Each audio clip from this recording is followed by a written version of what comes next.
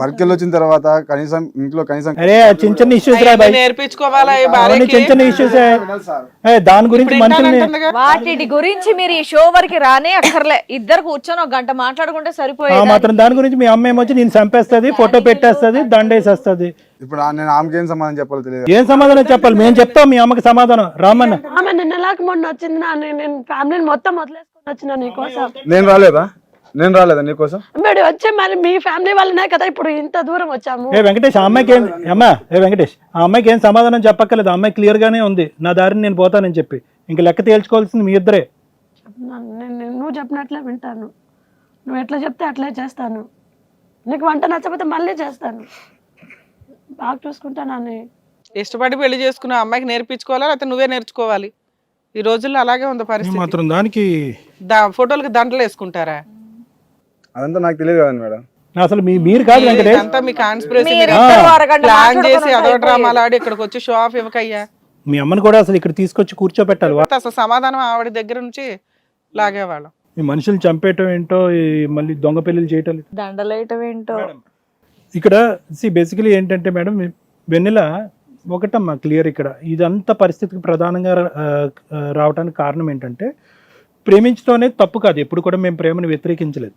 కానీ ప్రేమించే ముందు అసలు బేసిక్ అండర్స్టాండింగ్ కూడా, అంటే ఇక్కడ ఎంత చిల్లర కారణం అంటే కనుక, నీ పక్కన నువ్వు ప్రేమించినటువంటి 2 సంవత్సరాలు ప్రేమించినటువంటి ఒక వ్యక్తి ఈరోజు పప్పులో ఉప్పు ఎక్కువైందని చెప్పి వెళ్ళిపోయాడు ఇంట్లోంచి వెళ్ళిపోయి, చెప్పా పెట్టుకుంటే వెళ్ళిపోయి వాళ్ళ అమ్మతో పాటు చేయగలిపి అతన్ని చంపేసుకుని ఇంకో ఇంటికి వెళ్ళి, ఇంకో ఊరు వెళ్ళి, వాళ్ళ సొంత మరదలు చిన్నప్పటి నుంచి పెంచి తను ఎత్తుకుని పెంచినటువంటి ఒక అమ్మాయిని, ఆ అమ్మాయి గొంతుకు కోయటానికి నిర్ణయించుకున్నాడు.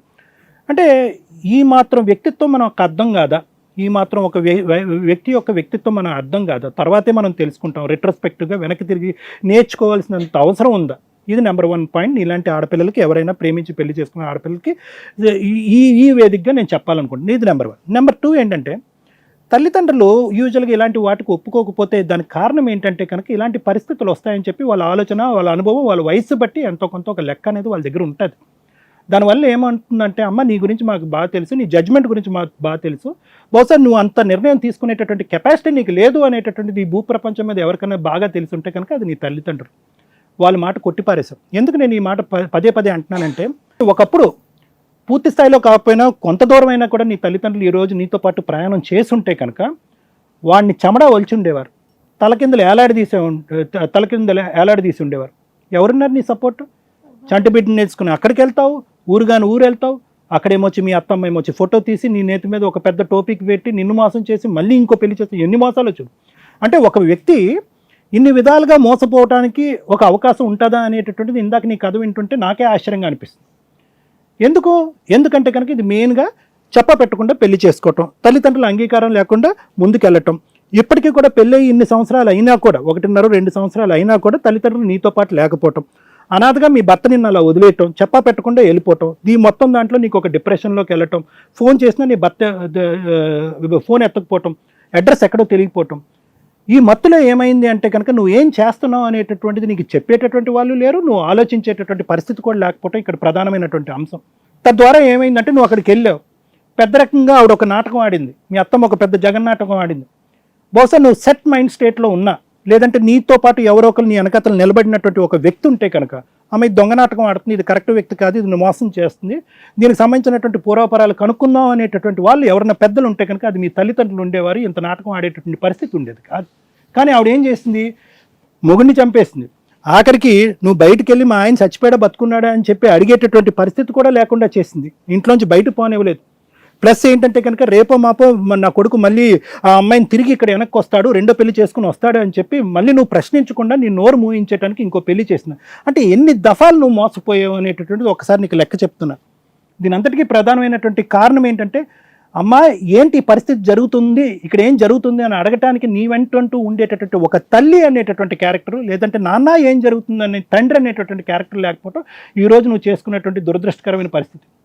ఆఖరికి నీ పరిస్థితి ఎలా ఉంది అంటే, ఇందాక నేను మళ్ళీ మధ్యలో అడిగాను, ఏదమ్మా నీ అమ్మ నాన్న ఉన్నారు ఇప్పటికైనా యాక్సెప్ట్ చేశారంటే లేదు సార్ అన్న. ఇప్పుడు నువ్వు ఎంత దిక్కుతో వచ్చినటువంటి పరిస్థితి ఉందంటే కనుక, ఇన్ని మోసాలు చేసి, నిన్ను మోసం చేసి, వాళ్ళ అమ్మతో చేయగలిపి చచ్చిపోయినట్టుగా నటించి ఆ అమ్మాయి గొంతుకు కోసినటువంటి ఈ వ్యక్తిని ఇప్పుడు నువ్వు చేయి పట్టుకుని, నువ్వు ఎలా కావాలంటే అలా మారిపోతాను నాన్న, నువ్వు కావాల్సినటువంటి విధంగా వంట వండుతాను, ఒకసారి వండకపోతే ఇంకోసారి వండుతాను. ఆ మహానుభావుడు చెప్పేటటువంటి కారణాలు చేయండి. ఇంకోలైతే కనుక చెప్పించుకుని 2 చెంపలు వాయించి ఉండేవారు. వాడు చెప్పేటటువంటి కారణాలు ఏంటంటే కనుక పప్పులో ఉప్పు ఎక్కువైంది కాబట్టి నా భార్య కరెక్ట్ కాదని చెప్పి ఇంటి నుంచి వెళ్ళిపోయాడు. ఆఖరికి నీకు ఇప్పుడు దిక్కు మొక్కు లేక వెనక ముందు ఎవరు లేక ఫైనల్గా ఎవడైతే నిన్ను 1కి 10 సార్లు మోసం చేశాడో వాడి చేతిలో పట్టుకుని నాన్న బాబు కన్నా నీకు కావాల్సినటువంటి విధంగా, వాడు నీకు కావాల్సినటువంటి విధంగా పద్ధతిగా మారాలా, నువ్వు వాడికి కావాల్సినటువంటి విధంగా మారాలి? నాకు అర్థం కావట్లేదు. ఇప్పుడు నువ్వు ఎంత బతిమాలుకుని నేను వంట కరెక్ట్గా చేస్తాను, నీకు కావాల్సినటువంటి విధంగా ఉన్నాను అనేటటువంటి ఎన్ని వాగ్దానాలు చేసినా రేపొద్దున ఇంత ఘోరంత తప్పు చేస్తే కనుక మళ్ళీ ఇంట్లోంచి వెళ్ళిపోవడం అనేటటువంటి దాని గ్యారంటీ ఏంటి? సో ఈరోజు అతన్ని అడుక్కుంటున్నావు అంటే కేవలం ఇది నువ్వు తవ్వుకున్నటువంటి గుంట మాత్రమే. అంటే దిక్కు లేనటువంటి పరిస్థితి, ప్రేమించినటువంటి మొగుడు దొంగ అయినా ఎవడైనా రాక్షసుడైనా ఎంత భయంకరమైనటువంటి మనిషి అయినా నా తల్లిదండ్రులు వదిలేసి నేను అనాథన అయిపోయాను కాబట్టి వాడు తప్ప నాకు ఇంకో ఎవడు లేడు అనే పరిస్థితి తీసుకొచ్చావు కాబట్టి నీ పరిస్థితి ఇలా ఉంది ఈరోజు. అదే కానీ నీతో పాటు ఎవరన్నా తోడు ఉంటే కనుక వాడు 2 చెంపలు వాయించి నీ దారి నువ్వు కాళ్ళు ఎగరేసుకుంటే ఇక్కడి నుంచి వెళ్ళుండేదాన్ని. నువ్వు పిల్లలు కనేసా దిక్కుతోచినటువంటి పరిస్థితికి వచ్చేసావు. వెంకటేష్, నువ్వు ఎన్ని సమాధానాలు చెప్పినా కూడా ఆ అమ్మాయిని నువ్వు వేలెత్తి చూపెట్టి ఏదేదో మాట్లాడేటటువంటి పిచ్చి చెప్పినా కూడా ఇక్కడ నమ్మటానికి ఎవరు చెవుల్లో పువ్వులు పెట్టుకోలేదు వెంకటేష్. నువ్వు చెప్పేటటువంటిది ఉత్త కట్టు కదా, దాని వెనకాతలు ఎటువంటి కారణం, ఎటువంటి నీ భార్య వైపు వేలెత్తి చూపెట్టేటటువంటి దానికి 0.5% కారణం కూడా లేదు అనేటటువంటిది నీ మనస్సాక్షికి నీకు బాగా తెలుసు. అయినా కానీ కారణాలు చూపెడుతున్నాం. ఎందుకు కారణాలు చూపెడుతున్నావు అంటే కనుక ప్రేమించుకున్నంతకాలం ప్రేమించుకున్నారు.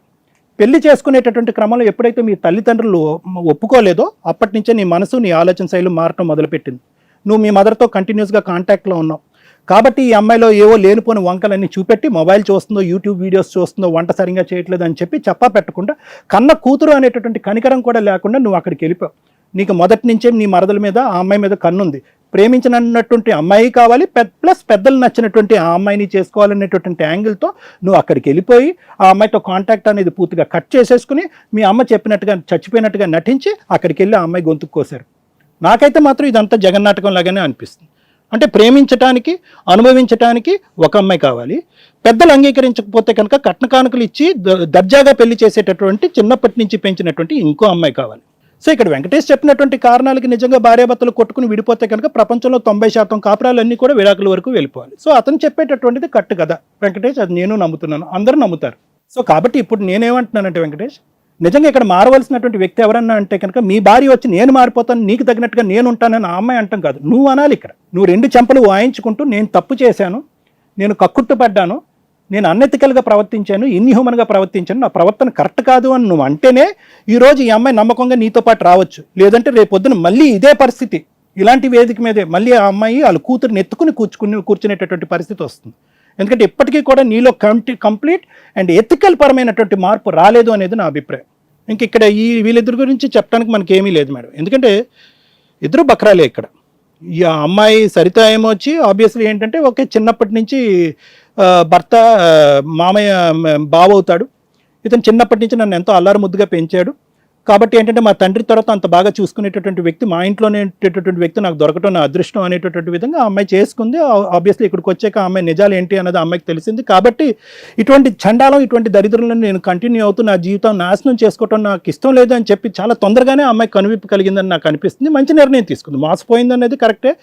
ఏ విధంగా ఈ వ్యక్తిని పనిష్ చేయాలనేది ఆ అమ్మాయి ఎటువంటి నిర్ణయం తీసుకుంటుంది అనేది లాయర్ మేడం చెప్తారు. కానీ ఇంకా అదే పట్టుకుని మా బావ నాకే కావాలి, నన్ను మోసం చేసేసాడు కాబట్టి అతన్నే నేను పట్టుకుని కూర్చుంటాను, ఈ అమ్మాయి వెళ్ళిపోవాలి అనేటటువంటి టిపికల్ సినారియో ఏదైతే ఇంతకుముందు గొడవలు మనం చూసామో ఆ విధంగా సరిత ఈరోజు ఫైట్ చేయకపోవటం అనేది హర్షించేటటువంటి అంశం అమ్మ. అంటే చదువుకున్నటువంటి అమ్మాయి తెలివైనటువంటి నిర్ణయం తీసుకుంటున్నాం, ఆ మనిషిని ఎలా శిక్షించాలనేది వేరే సబ్జెక్టు.